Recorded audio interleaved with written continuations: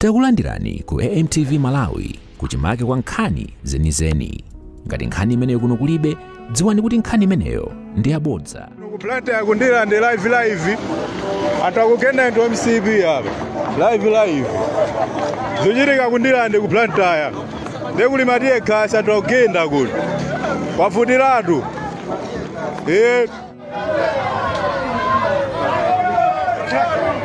Jira ndesera mbendera. Ndipendo vya mbendera mamuyo. Ata hapo kuna kuona. Zapira wangu hivi wanapajale.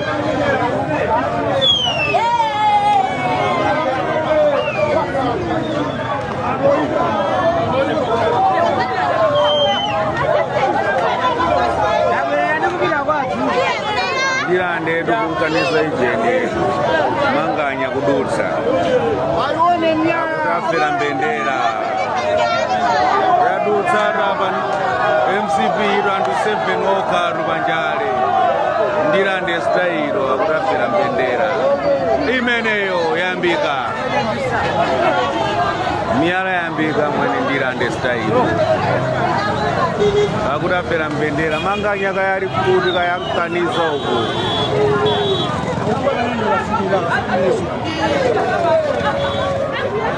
Chimene padam.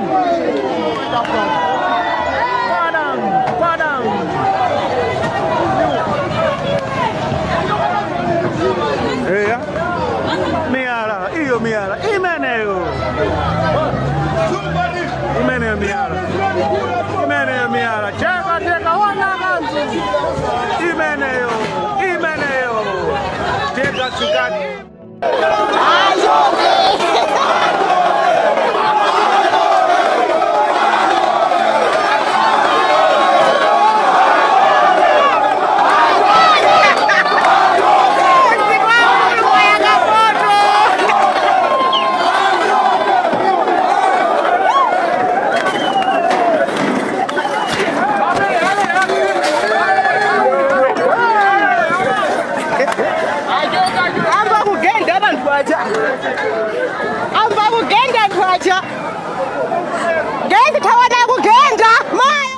Anthu ena kundirande mu mzinda wa Blantyre agenda ndipiti wa galimoto zakuluakulu a chipani cha MCP.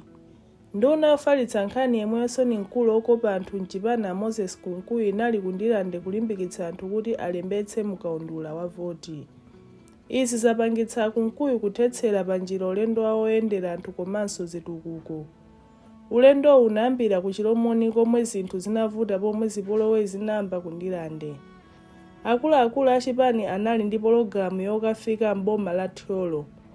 Pakadali pano Kunkuyu adzudzula mchitidwe wa zipolowewu, koma atinso boma likukonza mavuto omwe anthu mdziko muno akukumana nawo. Iwo ati apolisi ayamba kale kafukufuku waziwawazi.